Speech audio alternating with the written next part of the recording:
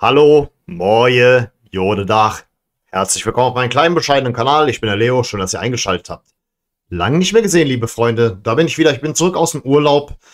Ungefähr seit fast, wie viel haben wir jetzt? Ja, okay, die 48 Stunden sind noch nicht vorbei. Zu diesem Zeitpunkt, wo ich das hier aufnehme. Wobei auch, wenn ich es veröffentliche. Ich möchte an der Stelle auch sagen, irgendwann während meines Urlaubs dachte ich mir, ich habe doch echt ein Recht darauf, Urlaub zu machen und vor allen Dingen Quality Time mit meiner Familie in Serbien zu genießen, und das hat dann irgendwann mal Priorität gehabt letzten Endes, und ich sehe da auch ehrlich gesagt jetzt keinen Grund mehr drin, mich da großartig zu rechtfertigen. Sorry für die, die auf weitere Videos gewartet haben. Gab zwar dann in der Zwischenzeit aus Serbien nur ein Video, ich hatte vorher ein paar Internetprobleme, aber dann im Nachhinein waren die Internetprobleme, die behoben waren, nicht mehr relevant, um überhaupt was aufzunehmen, wenn ich halt lieber die Quality Time genieße und mich da nicht irgendwie großartig einspannen lassen möchte mit diesem ganzen Content-Zwang und dergleichen. Das wollte ich nur mal zu Anfang sagen.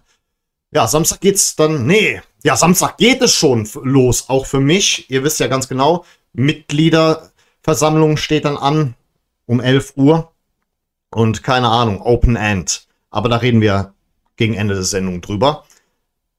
Relevant ist natürlich, was am Sonntag geschieht. Um 17:30 Uhr spielen wir gegen den VfB Stuttgart.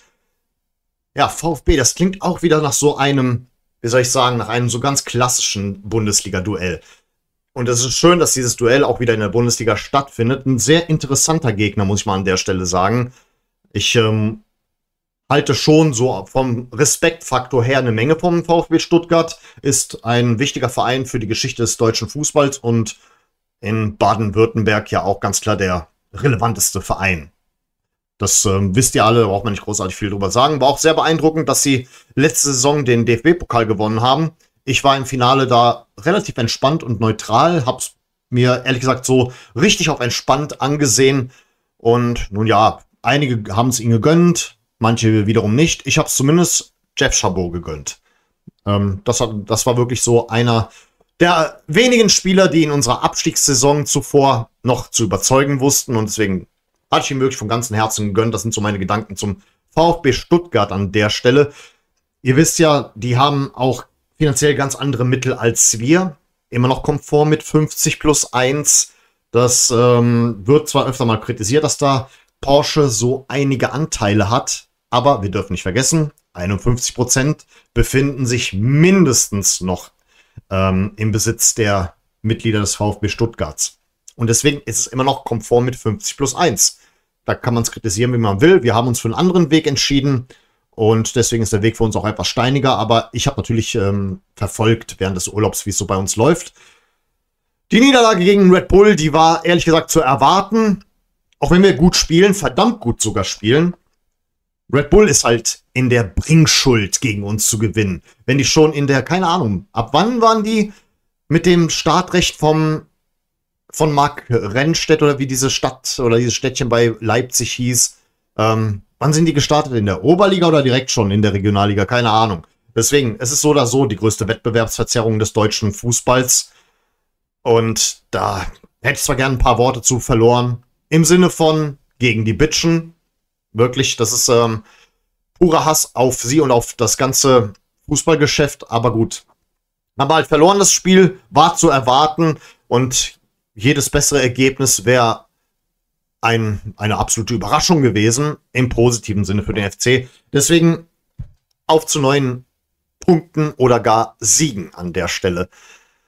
Ja, was ich dann auch noch so mitbekommen habe, Luca Waldschmidt ist dann wieder einsatzfähig. In letzter Zeit macht er sich ziemlich gut und deswegen ist das natürlich zu unserem absoluten Vorteil.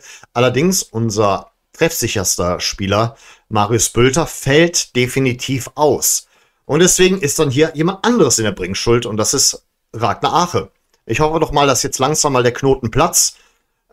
Ansonsten ist da noch Said El-Maler, der sich verdammt gut macht, aber hier ist die Frage, spielt er von Anfang an oder ist es wieder so eine Art Edeljoker?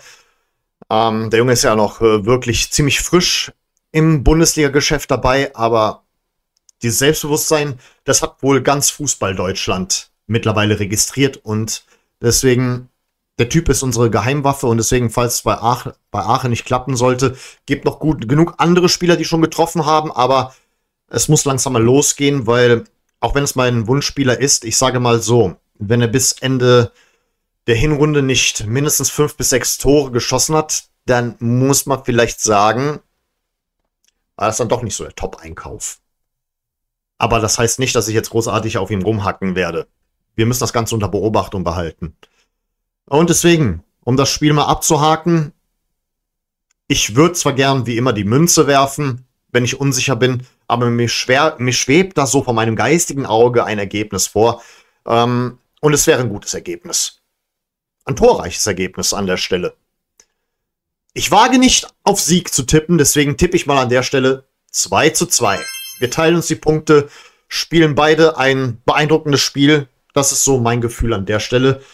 Was den Sonntag betrifft und was den Samstag betrifft, ja, liebe Freunde, ihr wisst, es ist Mitgliederversammlung. Wir wählen ein neues Präsidium. Ich gehe da morgen auch hin.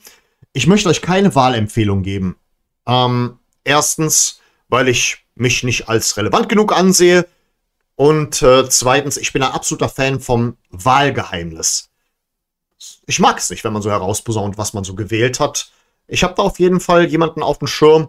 Und je nachdem, im Laufe der Saison, wie sich das Ganze entwickelt oder im Laufe bis der ganzen Zeit bis zur nächsten Saison, dann werde ich vielleicht mal offenbaren, wen ich gewählt habe.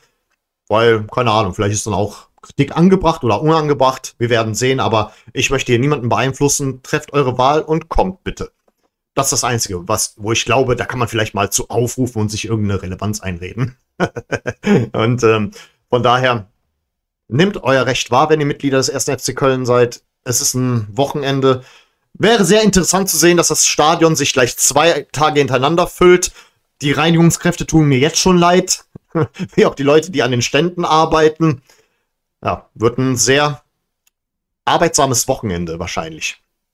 Ja, das sind meine Gedanken zu diesem FC-Wochenende. Ich wollte jetzt sagen Spieltag, aber ist ja ein bisschen mehr an diesem Wochenende als üblicherweise. Und von daher sind das die einzigen Worte, die ich dazu zu verkünden habe. Ja, und ich bedanke mich an der Stelle recht herzlich für eure Aufmerksamkeit. Vielen Dank fürs Zusehen und dann sage ich mir an der Stelle auf Wiedersehen. Denn wir wollen uns doch wiedersehen. Unser